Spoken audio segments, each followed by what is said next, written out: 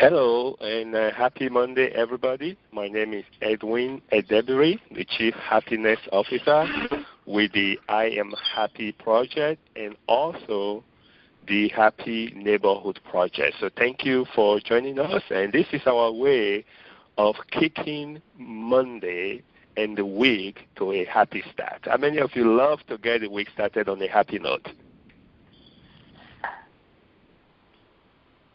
Hey, that's a question that requires an answer. How many of you like to get the week? Thank you. All right. So this is a way of doing it, folks. I know that everybody likes Friday, but hey, we love Monday, we love Tuesday, we love Wednesday, we love Thursday, we love Friday. Folks, if you set your mood in a happy mood, you love every day. You're just thankful to be alive and to be, useful and productive and contributing and all of this stuff. So that's what Happy Monday is all about. Now, today, folks, I want to focus on something that most of us take for granted, okay, and that is sleep. Sleep and happiness is our topic for today. Now, I know that, there are some folks, and maybe I was even guilty of it at one time when I was way much younger and before I started to understand about happiness. It's you brag about how little of a sleep that you are operating on.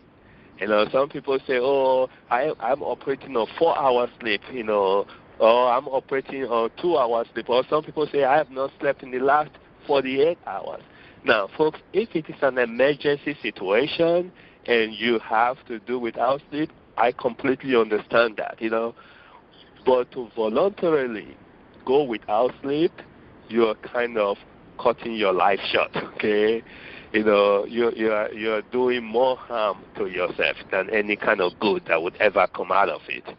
But for today, though, I'm focusing on what it can do for your happiness. One of the things that survey has shown us is that people who sleep well, people who sleep more, tends to have a better well-being. In short, there is a survey that was conducted of about 7,000 U.S. adults, and they broke it down. They said the average well-being score based on the number of hours that the people reported that they slept per night increased very much. So, for example, the people that slept for 8 hours, they had a 65.7%. That's 65 out of 100, okay, in terms of the well-being score. And then those who slept 7 hours had 64.2, and then those who slept 6 hours dropped down to 59.4. Now, they didn't show those below 6, but you can kind of guess how drastically it will start to really drop. So when you sleep, folks, you help yourself, you increase your level of well-being, you increase your level of happiness. I was at the Small Business Expo in San Francisco, and 3 students from San Francisco State came to interview me. And after we talked about happiness and everything, in closing the interview, they wanted to know what can I leave with them? What would be 1 or 2 things that I would suggest as students that they need to really focus on to increase their level of happiness? Well, 2 things I said was, number 1, they need to get a good night's sleep, and number 2, they need to rest. They were kind of surprised, but 2 of them got it very quickly that they've been struggling with sleep for some time now. Folks, if you're a student, lack of sleep is going to affect your performance, period. And especially students that think, if they just jam things to the last minute and then they read all night before go take an exam, it's going to affect your performance. It's going to affect your result. The same thing if you're an employee. If you wait last minute to pack everything you're supposed to do before a presentation into all night, it's going to affect your performance when it's time to do the presentation. So wherever you are, folks, sleep has a direct impact on your level of happiness and on your well-being, and it can actually extend or shorten your lifespan based on how long over time you just stay without sleeping.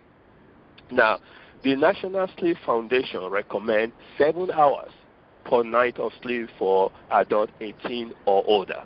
7 hours.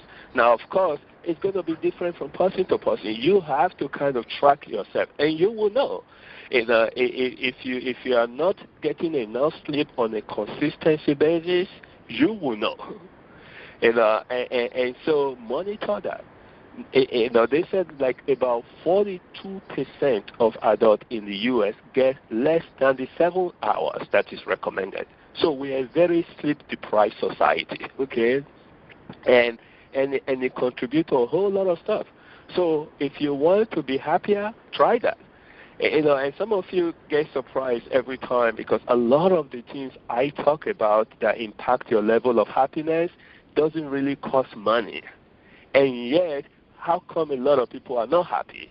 Because most people just think they just focus on their energy on just the money part, and they ignore a lot of the other stuff, which is overwhelming majority of the stuff that impact your level of happiness. So don't be guilty of that. In other words, folks, if you start to reevaluate, and for those of you that don't fully, agree with me, Google it.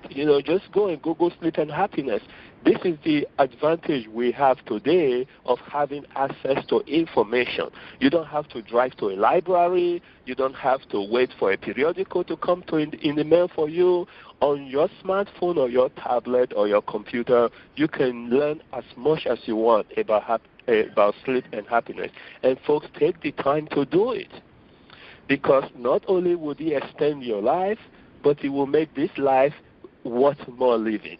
It will make it more enjoyable. It will increase your well-being. It will increase your performance at work. It will increase your performance at school. It will increase your performance at home. Overall, folks, sleep is very powerful.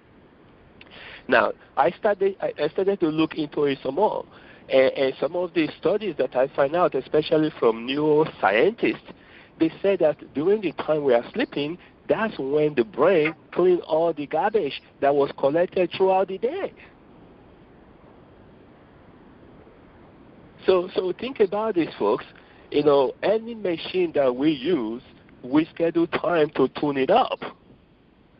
And we all agree that brain is the most powerful machine. So why don't we schedule time to also tune it up? And when we sleep, that's when that happens. That's when it cleans between the gutters and all the synaptics and all the stuff that's in your brain in between it. And so every time you deprive yourself sleep, you're actually saying to your brain, no cleaning time.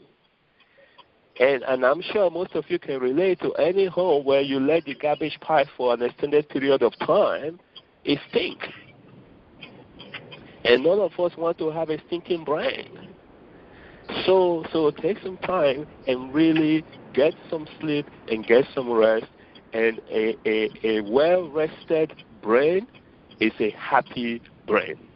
Now, I want to kind of leave you with some tips on what you can do. Folks, if you are the kind of person that just toss and turn and there is nothing you do that can help you get a good night's sleep, then seek help. Okay, find out why. And there are people out there that can help you. There are organizations out there that can help you. You don't need to sweat it by yourself. Okay, and don't start blaming yourself either. Seek help because you deserve a really good night's rest. You deserve a good night's sleep. So seek help. Man, if you're not in that kind of situation, then set the mood. Okay, you can have bright lights because they said it affects your sleep mechanism. So what you need to do is make sure that the lights are right. They said the body produces what is called a natural sleeping aid or melatonin. So if your light is very bright, maybe that stops that from producing.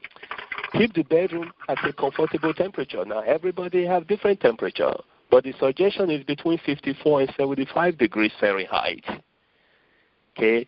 Keep a notepad next to your bed so you don't have to write down whatever pops up so you can write down whatever pops up in your mind, while you are trying to sleep. Because what usually happens is people try to, remember it, and so they cannot sleep. And in the process, they think about it all through the night. You don't want to do that. Jot it out and go back to sleep. And then keep these animals out of bed.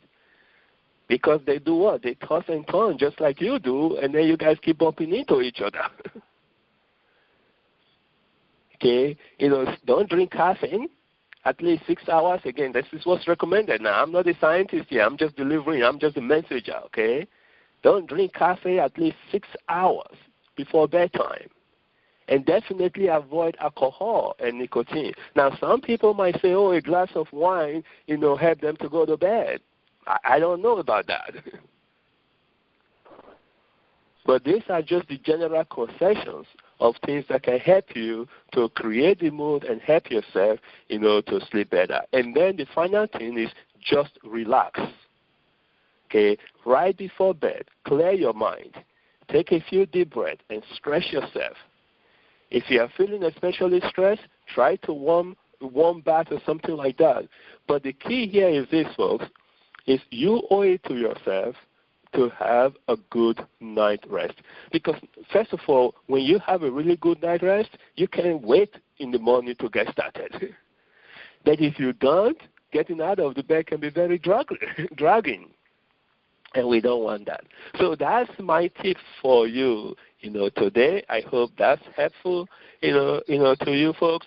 Invest a little bit of time to understand your sleep pattern so that you can sleep better at night, and so that way you can be a happier person, your brain can be a happier brain, and you can be more productive and all the other good stuff that comes from being a happy person. So that's what we got, sleep and happiness, folks. Again, my name is Edwin Edebiri. I'm the Chief Happiness Officer. If you haven't downloaded our app yet, please do so, the Happy Button app, so that you can follow us and listen to the happy messages and do your happiness scale and keep your happiness journal and all this good stuff that will help you to be happy. And help us to spread the word about this call. If you share it with people, folks, this is our way of contributing to everybody's happiness, to encouraging people to focus on happiness, because anything that you focus on is going to grow. And I want to thank you all very much. And before we go, our habit or something or practice is we wish each other a happy Monday to kind of get the week started. So with a count of 2, everybody say a happy Monday. 1, 2. Happy Monday. Okay, thank you very much, folks.